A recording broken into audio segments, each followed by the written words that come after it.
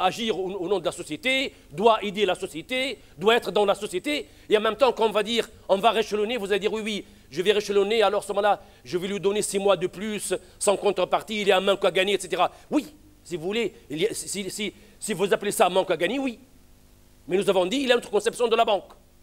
Le fait de donner quelques mois au client sans paiement d'un taux, parce qu'en fait, le réchelonnement, il se fait comme si vous aviez donné un crédit.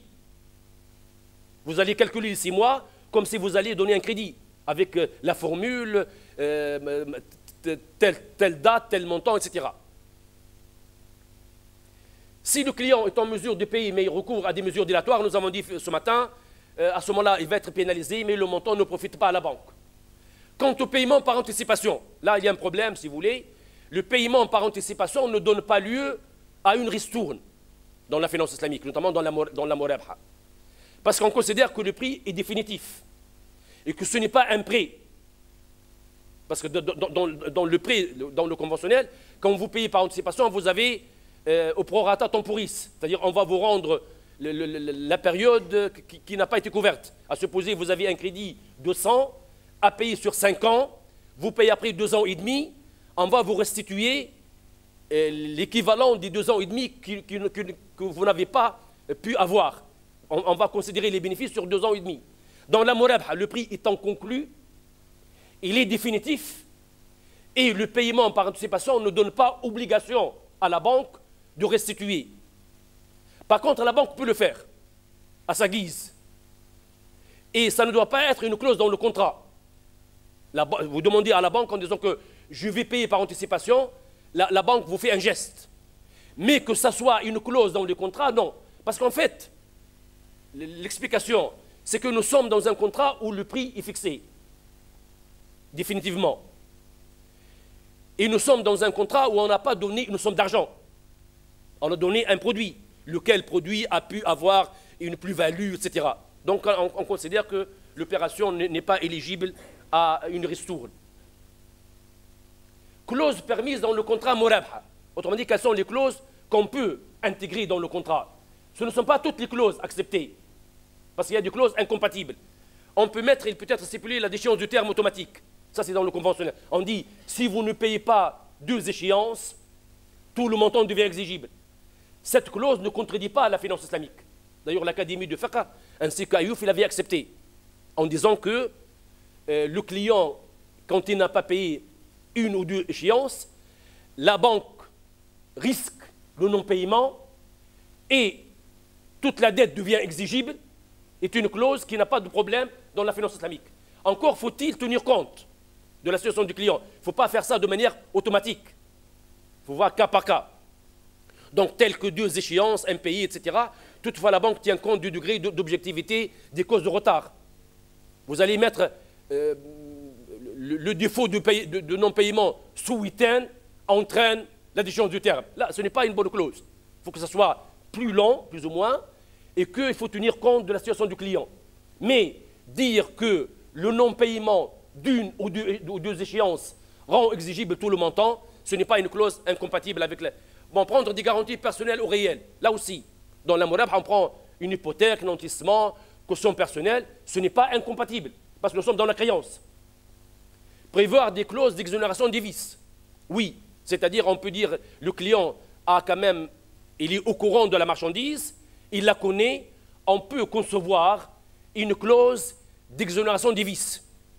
Autrement dit, je vous cède le bien, vous m'exonérez des vices, parce que réellement, la banque a acheté auprès du fournisseur, elle a des droits. Elle peut faire subroger le client dans ses droits vis-à-vis du fournisseur. Théoriquement, le client a quelqu'un contre qui il peut revenir. Puisque moi, en tant que banque, j'ai acheté, je me suis garanti en disant que s'il y a un vice, etc., vous devez. Et du moment que j'ai vendu, j'ai cédé mes droits au client. Le client peut éventuellement avoir ces droits-là. Mais il n'est pas interdit à ce qu'une clause d'exonération des vices existe. D'ailleurs, dans le droit, il accepte le droit aussi. Il vous dit ça à condition qu'il n'y ait pas de dol. Le droit vous dit. Donc c'est une clause acceptée en droit aussi. Maintenant, la procédure. Voilà comment se fait la morabha. Vous avez le schéma, la procédure. Donc une demande faite du client à la banque. Ça, c'est la première opération. 2, la banque va acheter le bien, à supposer, la première ici, donc à supposer que, à la demande du client, la banque achète la marchandise, à supposer que la banque a étudié, parce qu'en fait, la banque n'est pas un mandataire en disant achetez-moi. La banque a apprécié, a jugé que le client est éligible. Donc, elle a acheté le bien.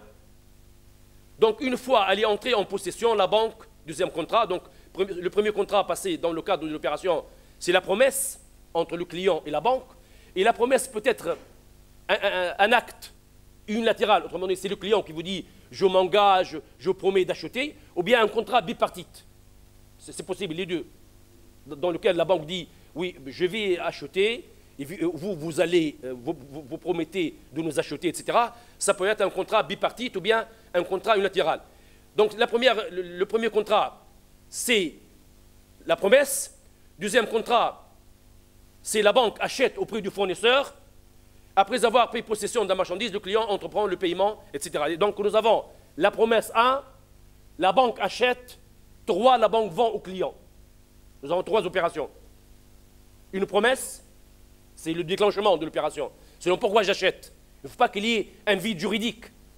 J'achète parce que le client m'avait demandé. Et je passe un contrat en tant que banque avec le fournisseur. Une fois devenu propriétaire, je vais céder le bien au client. Donc au moins 2 contrats sont passés dans la morabha. La morabha ne peut pas consister dans la vente d'une somme d'argent au client pour acheter la marchandise déterminée. Donc on ne peut pas lui donner une somme d'argent pour acheter la marchandise. Parce que même quand il agit en tant que mandataire, c'est au nom de la banque. À ce moment-là, si on lui donne d'acheter le montant d'acheter la marchandise, ça veut dire qu'on n'a pas pris le risque. Nous avons dit que ce qui justifie la rémunération de la banque, c'est ce risque-là. C'est le fait d'être propriétaire. C'est le fait justement d'encaisser les résultats et les conséquences de la propriété, etc. Elle ne peut pas consister également dans l'achat par la banque de la marchandise en qualité de mandataire du client. Puis elle récupère le montant de la marchandise majoré du pourcentage. Ça aussi, il faut éviter tout ça. C'est-à-dire dans la pratique, il peut y avoir des cas. Je vous donne par exemple, je vous donne un cas où peut-être, c'est pour ça qu'il faut avoir une conscience solide de la morabha. À supposer que vous êtes chef d'agence dans une banque islamique. Un client vient vous voir en disant que nous avons passé un contrat avec un client, mais faute d'argent, on n'a pas acheté. Je veux que vous me financez l'opération. Vous allez dire oui, ok, puisque du moment que vous n'avez pas payé le prix, on va le faire sous forme de morabha. Et là, vous vous trompez. Parce que déjà, le client a passé le contrat avec le fournisseur. Il a acheté avant vous. Si vous allez entrer, prendre le train en marche, ça veut dire que vous allez financer une opération qui existe déjà. C'est pour ça la chronologie est importante. La banque achète en premier lieu, puis vend. Si le client achète avant la banque, ça veut dire là, on est en train de financer comme dans le conventionnel. C'est pour ça qu'il faut avoir une formation solide, notamment ceux qui sont en première ligne, les chefs d'agence. Parce que là, quand même, un chef d'agence honnête, avec un minimum de bagages, il peut dire oui, du moment qu'ils n'ont pas payé le prix, on peut entrer dans l'opération. Mais ils n'ont pas payé le prix, le contrat est conclu. Parce que le non-paiement du prix, ça ne bloque pas la vente. La vente existe déjà. Le non-paiement du prix ne bloque pas la vente. Donc, alors, quelle est la solution? La solution, c'est d'annuler le premier contrat. Et la banque, ensuite, achète. Mais si on garde le premier contrat, comme si on a financé une opération préexistante. Et à ce moment-là, la banque n'a pas joué son rôle d'acheter puis vendre.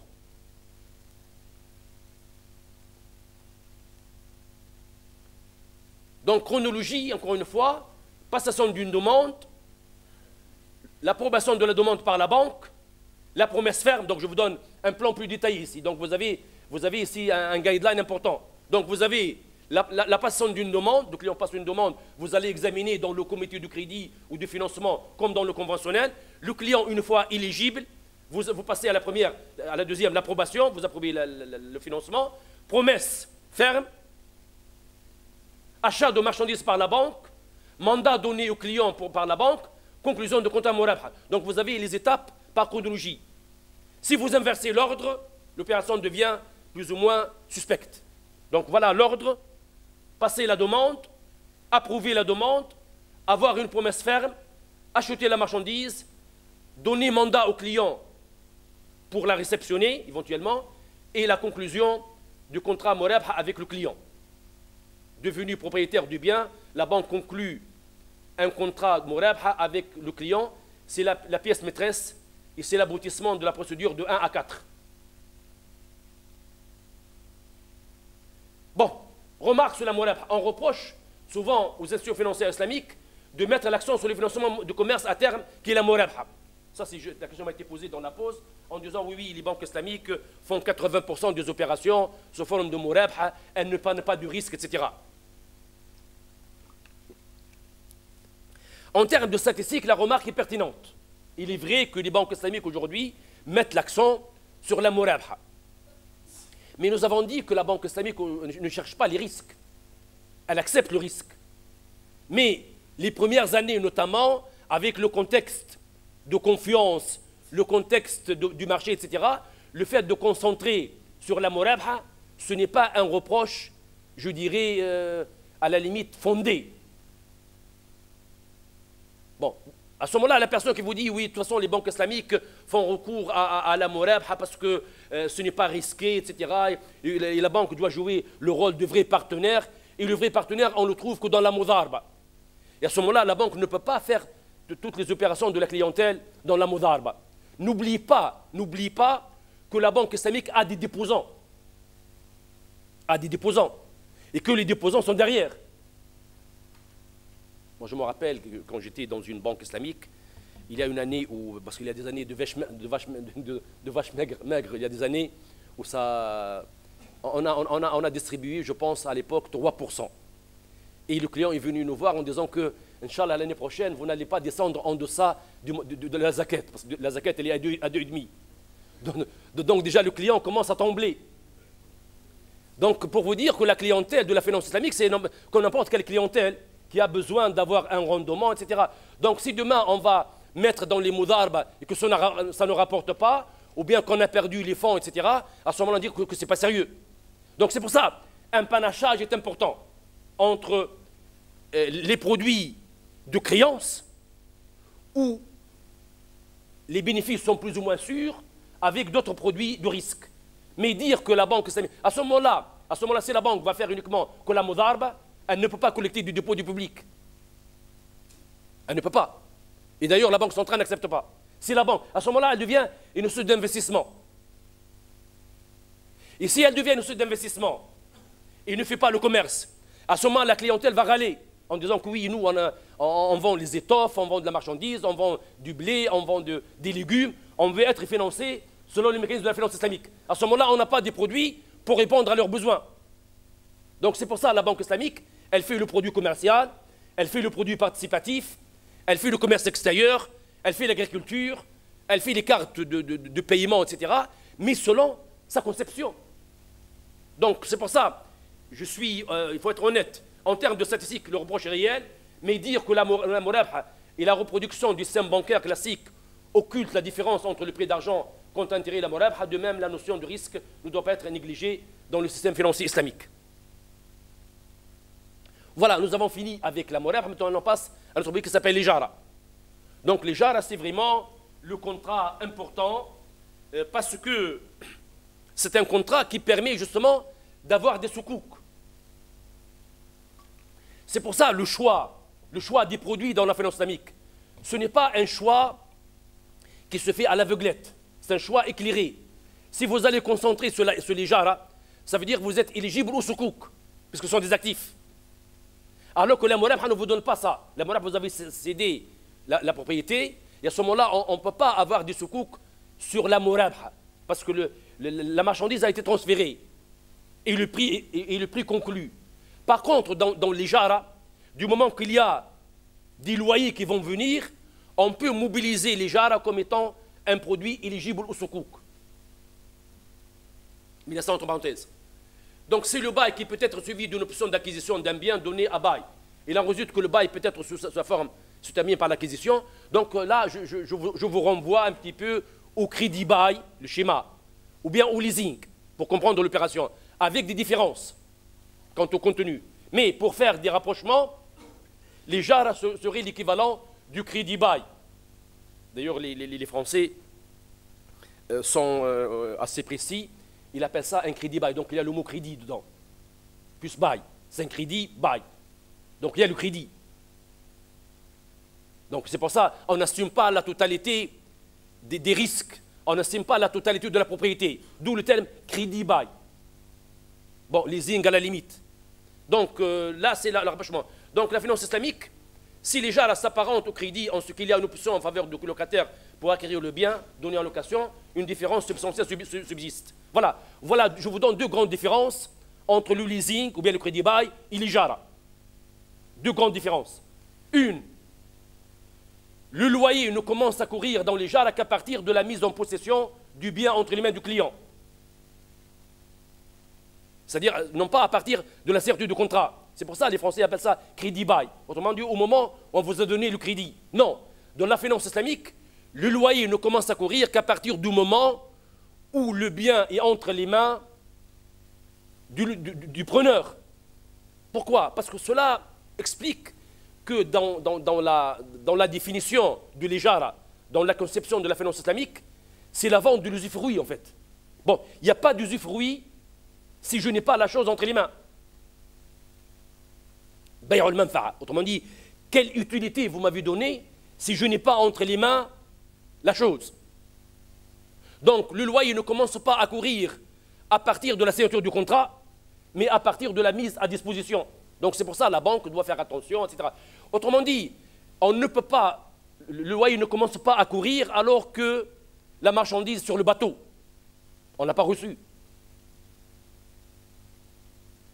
Deuxième différence, on l'a dit tout à l'heure, la banque en tant que propriétaire, en tant que bailleur, c'est elle qui assume l'assurance du bien, parce qu'elle est propriétaire, et elle perçoit du loyer. Nous avons dit une règle d'or qui s'appelle celui qui a les avantages